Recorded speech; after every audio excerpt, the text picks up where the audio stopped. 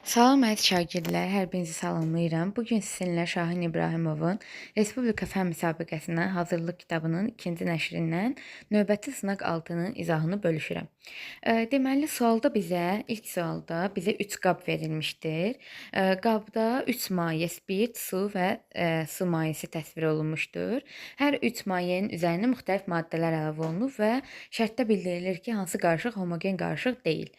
Deməli, ümumiyyətlə qarışıqlar iki qrupa ayrılır: homogen və heterogen. Əgər biz kənardan baxdıqda qarışığın komponentlərini fərqləndirə biliriksə, belə qarışıq heterogen qarışıq, fərqləndirə bilmiriksə, homogen qarışıq adlanır. Spirt su qarışığına diqqət edək. Spirt suda həll olan mayedir. Suda həll olursa, artıq bu spirtin hissəciklərini suyun daxilində görə bilmərik. Homogen qarışıq əmələ gələcək. Birinci qarışıq homogendir. İkinci qaba diqqət yetirək. Kalsium karbonat çöküntüdür. Çöküntü suda həll olmayan bərk maddə deməkdir. Suda həll olmursa əgər bu qarışıq, deməli bu qarışıq heterogen qarışıqdır. Çöküntü məsələn qabın dibində bu şəkildə yığılıb qalacaq, yəni suya qarışmaz. Üçüncü qaba diqqət yetirək. Benzol su. Benzol suda həll olmayan mayedir. Əgər suda həll olmursa benzolun kimya formulu C6H6-dır. Əgər suda həll olmursa, deməli bu su ilə eynicisi qarışıq, yəni homogen qarışıq əmələ gətirə bilməz. Müxtəlif cinsli qarışıq əmələ gətirəcək. Ona görə də düzgün cavab variantı 2, 3, D variantı. İkinci çalışmaya diqqət yetirək. İkinci çalışmada şəkildə 4 şəkil təsvir olunub. Birinci, ikinci, üçüncü və dördüncü şəkillər. İlk öncə biz ikinci şəkilə baxaq. İkinci şəkildə görürük ki, atomlar təsvir olunub. Atomların hər biri eyni rəngdədir. Deməli, eyni növlü atomdur. Eyni növlü atomdursa, məsələn, oksigen nümunəsində izah edim. Oksigen molekulu iki eyni növlü atomdan, yalnız oksigen atomlarından təşkil olunmuşdur. Ona görə də 2-yə uyğun gedir kimyəvi element A variantı. 2-yə A. Növbəti birinci şəkilə diqqət yetirsək, daha doğrusu dördüncü şəkilə diqqət edək. Dördüncü şəkildə görürük ki, atomlar bir-birinə birləşib. Deməli, dördüncü birləşmədir. Birləşmədirsə müxtəlif növlüdür. Biri məsələn yaşıl rəngli, biri qırmızı rəngli. Deməli, bu müxtəlif növlü atomların birləşməsindən əmələ gələn birləşmədirsə, deməli bu kimyəvi birləşmədir. Məsələn, karbon O kimyəvi birləşmədir, lakin müxtəlif növlü atomların birləşməsindən əmələ gəlib. 4-ə uyğun gedir B variantı.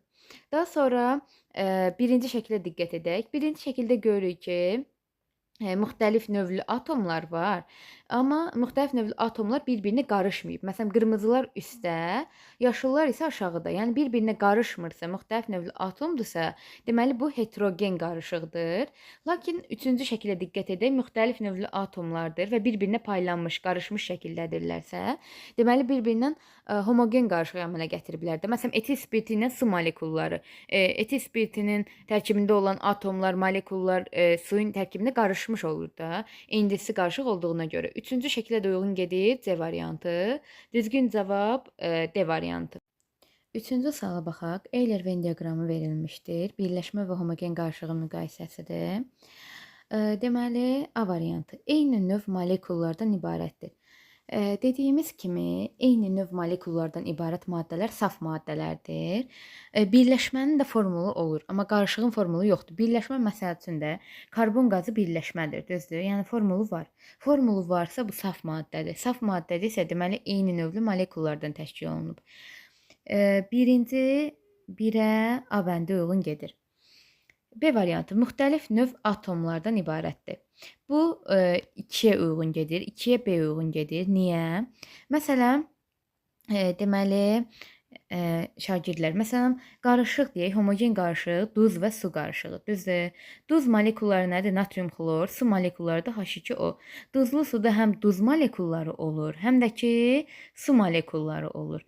Yəni, müxtəlif növlü atomlar var. Məsələn, natrium atomu var, xlor atomu var, 2 hidrogen atomu, oksigen atomu və s. Birləşmədə də, məsələn, bayaq nümunə gətirmişdim birləşməyə karbon qazı. Karbon qazında da həm karbon atomu var, həm oksigen atomu var. Müxtəlif növ atomlardan ibarətdir. Deməli, B variantı uyğun gedir 2-yə B variantı. Hər ikisinin oxşar cəhətidir. C variantı tərkibindəki elementlər fərdi xassələrini itirir. Tərkibindəki elementlər fərdi xassələrini itirir birləşmənin tərkibində. Məsələn, Karbon üzərinə gəlsin oksigen, əmələ gəlir karbon qazı, düzdür? Bu karbon özü bərk haldadır, lakin onun əmələ gətirdiyi birləşmə karbon qazı hansı haldadır? Qaz halında. Artıq karbon burada öz müəyyən xassələrini itirir. Yəni öz fərdi xassəsini, aqreqat halını məsələn itirdi. Ona görə də C bəndi uyğun gedir birləşməyə. 1-ə uyğun getdi C. D variantı fiziki üsullarla tərkib hissələrinə ayrılır. Fiziki üsullarla tərkib hissələrinə ayrılan əlbəttə ki, qarışıqdır. Birləşməni yalnız kimyəvi yolla ayırmaq olar. Qarışıqların məsələn ayrılma üsulları var. Homogen qarışıqları biz distilli üsulla ayıra bilərik. Buxarlandırma, kristallaşdırma və s. Y variantı sabit fiziki xassələrə malikdir. Sabit fiziki xassələrə malik olan maddələr saf maddələrdir. Saf maddələr də deməli birləşmələr, bütün birləşmələr safdır, çünki formulları var. F-dəki istənilən nisbətdə birləşir. Bu da qarışıqdır. Birləşmə istənilən nisbətdə birləşə bilməz. Məsələn, karbon qazı, karbonun kütləsi 12-dir, oksigenin kütləsi 16-dır, yəni ayrı 16-dır. Vurulsun 2 oksigen atomu var, 32. 12-nin 32-yə nisbəti 3-ün 8-ə olan nisbətidir. Bu daim belədir. Burada neçə molekul karbon qazı da olsa 3-8 nisbətində birləşir. Ona görə də birləşmə sabit nisbətdə birləşir. Lakin qarışıq isə istənilən nisbətdə birləşə bilər. Ona görə deməli buradan təzədən səliqə ilə 1, 2, 3 yazaq. Birinci A variantı eyni növ molekullardan birləşməyə aiddir. Müxtəlif növ atomlar hər ikisinə aiddir. Tərkibindəki elementlər fərdi xassələrini itirir, birləşməyə aiddir. A1-ə C. Fiziki üsullarla tərkib hissələrinə ayrılır, qarışığa aiddir. D variantı. Sabit fiziki xassələrə malikdir. Deməli, saf maddələr, yəni birləşmələr. Y variantı. İstənilən nisbətdə birləşir, qarışıq. 3-ə F. Dördüncü sual. Dördüncü sual atom bölməsinə aid olan suallardandır.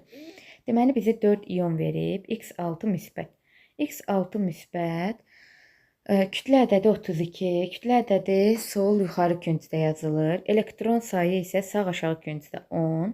İyonun yükü bərabərdir. Proton çıxısının elektron düsturuna əsasən yük 6-dır. Müsbət 6 bərabərdir. Proton çıxısının elektron sayı 10-dur.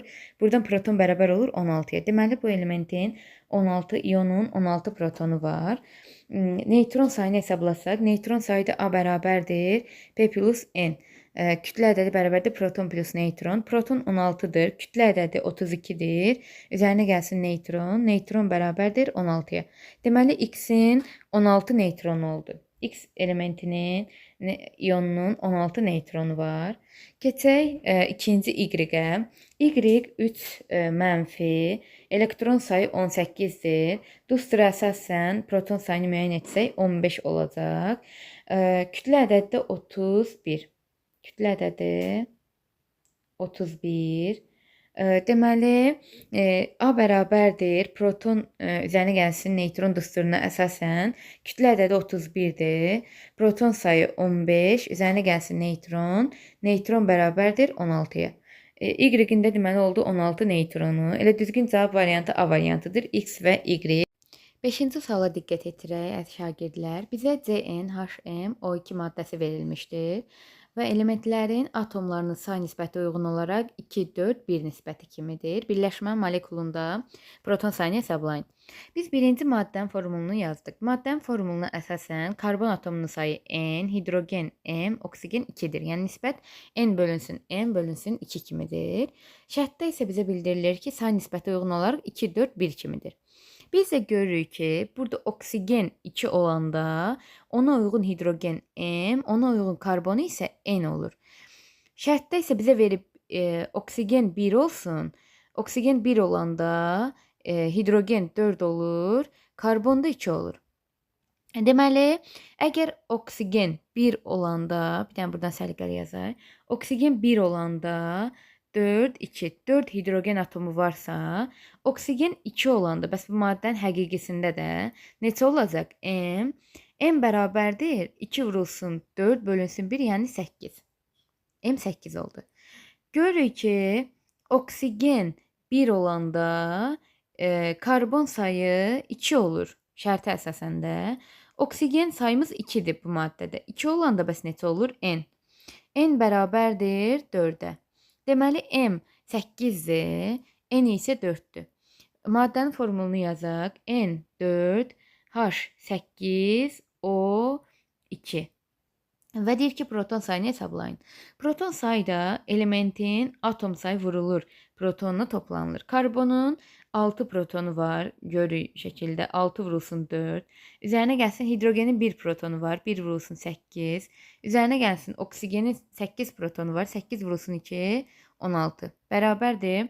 24 üzərinə gəlsin 16, 40. 40 o da 8, 48. 6-cı sual. 6-cı sualda şərtdə bildirilir ki, kimyəvi birləşmələr üçün hansı fikir doğru deyil? Deməli, kimyəvi birləşmələrin mütləq ki, formulu olur. Formulu olan bütün maddələr də dediyimiz kimi saf maddələrdir. Elə saf maddələri qarışıqlıqdan fərqləndirən əsas xüsusiyyətlərdən biri də onların formulunun olmasıdır. A bəndinə diqqət etirək, əmələ gələrkən istənilən nisbətdə birləşir. Məsələn, bura hər hansı bir kimyəvi birləşmə, su yazıram, H2O. Hidrogenin kütləsi 1-dir. 1 vurulsun 2, 2. Oksigenin kütləsi isə 16-dır.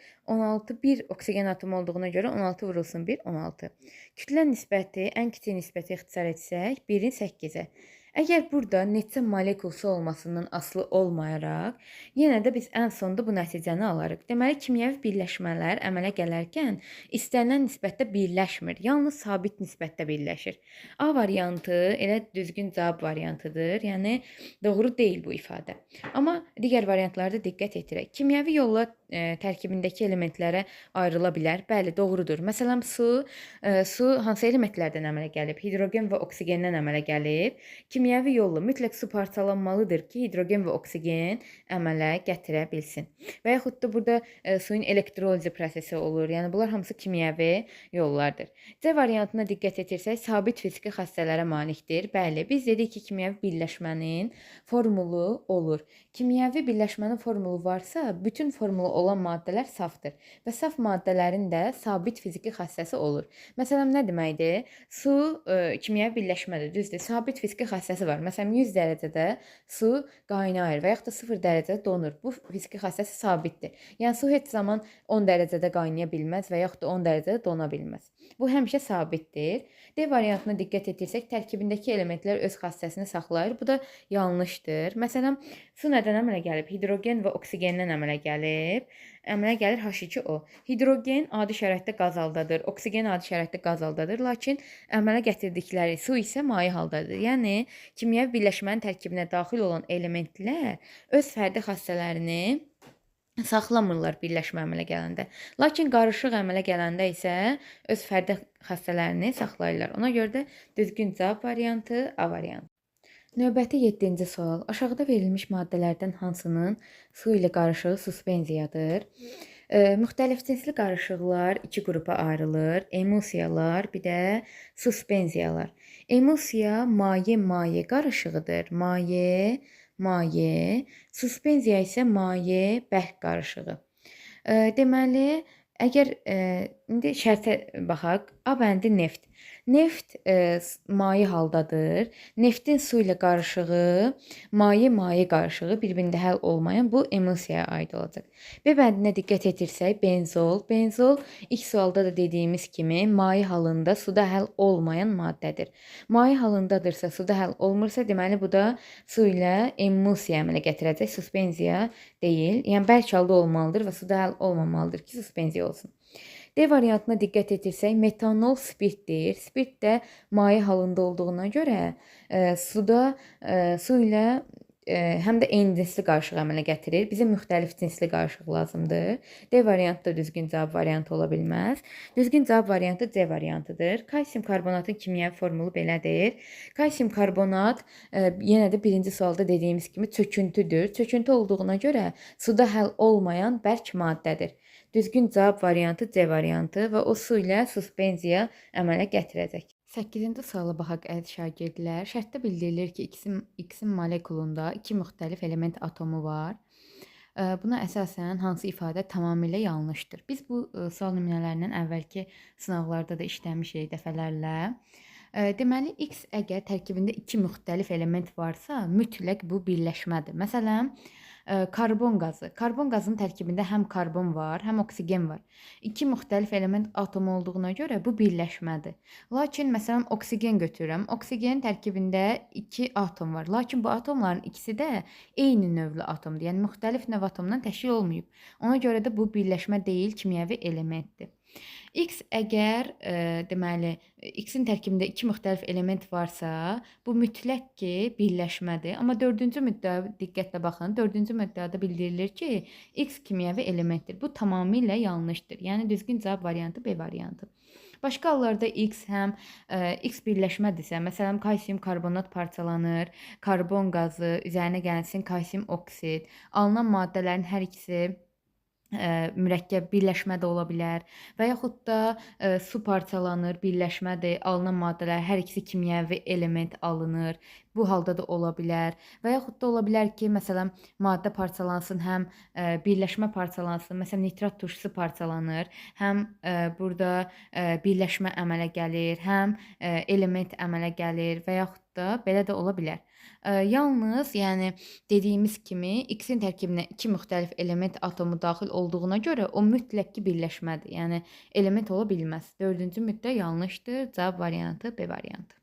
9-cu sual. 9-cu sual həll olma bölməsinə aid olan suallardan biridir. Aşağıda verilmiş maddələrdən hansının suda həll olması temperatur artdıqca artır? Həll olmaya iki amil təsir edirdi. Təzyiq və temperatur. Temperatur artırdıqda bərk halda olan maddələrin həll olması artır. Temperaturu azaltdıqda isə bərk halda olan maddələrin həll olması azalır. Temperatur qazlara isə tərs mütənasib təsir eləyir. Temperaturu artırdıqda qazların həll olması azalır. Temperaturu azaltdıqda isə qazların həll olması artır. Deməli bizə deyir ki, temperatur artdıqda artsın. Deməli bərk halda olan maddələri istəyir. Biz A bəndinə diqqət etirsək, A bəndi ilə düzgün cavab variantıdır. İndi bəzi şagirdlər deyə bilər ki, müəllimə, mən məsələn baxanda necə bilə bilərəm ki, bu maddələr bərkdir. Tərkibində metal olan bütün birləşmələr əziz şagirdlər bərkdir. A variantında görürük ki, kalium sulfatın tərkibində 2 kalium atomu var və yaxud da natrium nitratın tərkibində natrium var. Ona görə də düzgün cavab variantı A variantıdır. Digər cavablara da baxaq. B variantına diqqət etirsək, B variantında SO2 var. SO2-nin tarixi adı kükürt qazıdır. Yəni SO2 qazanlıdır. Düzgün cavab variantı ola bilməz. C variantında karbon O2 var. Karbon O2 karbon qazıdır. O da düzgün cavab variantı ola bilməz. D variantına diqqət etirsək, həm oksigen, həm helium hər ikisi qaz halında olan maddələrdir. Y variantında isə silisium O2 bərkdir, düzdür. Amma kalsium karbonat çöküntü olduğuna görə çöküntü bir neçə sualda izah etmişik bura qədər. Çöküntü suda həll olmur. 10-cu suala baxaq. Qrafik verilmişdir. Həll olmanın temperaturdan asıllığını ifadə edən qrafikdir.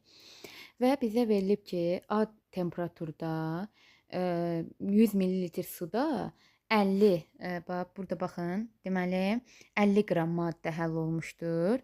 50 dərəcə temperaturda isə 100 qram maddə həll olmuşdur. Və bu maddələrin biri, deməli, qrafiqi müəyyən qədər səliqəsiz çəkirəm. Deməli, digəri isə getdikcə azalır. Amma bunlar, bu A xəttində, bunlar nə olur? Birləşirlər. A xəttində birləşirlərsə, birinci müddə doğrudur. A temperaturunda X və Y maddələrinin həll olmaları eynidir. Bəli, doğrudur. Çünki A temperaturu ilə bunları kəsişdirdikdə görürük ki, ikisi də eyni nöqtədədir. Birinci müddə doğrudur. İkinci müddə X maddəsi kalium nitratdır. Və X-ə qrafikdə diqqət yetirək. Temperatur artdıqca X-in həll olması artıb. Düzdür? Deməli, həll olması temperaturdan düz mütənasib asılıdır. Biz də bilirik ki, temperatur artdıqca həll olması artan maddələr bərk halda maddələrdir. Kalium nitrat da adından göründüyü kimi, yəni tərkibində kalium var. Metal varsa bu birləşmə bərkdir. İkinci müddə də doğrudur. Üçüncü müddə Y maddəsi hidrogen xloriddir. Y maddəsinin həll olması temperaturdan asılı olaraq azalır. Azalırsa deməli qaz halındadır. Bəli, hidrogen xlorid qaz halındadır. Deməli, dördüncü müddə deyir ki, A S-dən, A böyükdür S-dən. Diqqətlə baxsaq, temperatur 50 dərəcə, bu hissə 50 dərəcədirsə, deməli A 50-dən kiçikdir mütləq ki. Yəni absis oxunda belə getdikcə artır da. A deməli 50-də mütləq kiçikdir. S-yə baxsaq, S-yə. S 50-dən böyükdür mütləq ki. Ordinat oxunda S 50-dən yuxarı hissədədir. S 50-dən böyükdür. Deməli A 50-dən kiçikdir. Məsələn, deyək ki, A 49-dur məsələn. B-də ki, C-də ki 50-dən böyükdür, məsələn 60-dır. Deməli avtomatik C də A-dan böyük olmuş olur. Amma şərtdə deyir ki, A C-dən böyükdür. 4-cü müddəa yanlışdır. 5-ci müddəaya baxaq. A temperaturunda 200 qram suda ən çox 100 qram X maddəsi həll ola bilər. A temperaturu ilə həll olan maddəni kəsişdirsək, görürük ki 100 ml suda, bu 100 ml su üçün də qrafik yuxarıda həll olma hissəsində baxın yazılıb. 100 ml suda A temperaturda 50 qram X maddəsi həll olunur. Bəs 200 qram suda, yəni qram millilitrə bərabərdir suyun sıxlığı 1 olduğu üçün. 200 ml suda neçə qram X həll olunacaq? X qram. X bərabərdir 100 qram X maddəsi həll olunur. Deməli 5-ci müddədə doğrudur. Düzgün cavab variantı A variantı 1, 2, 3, 5.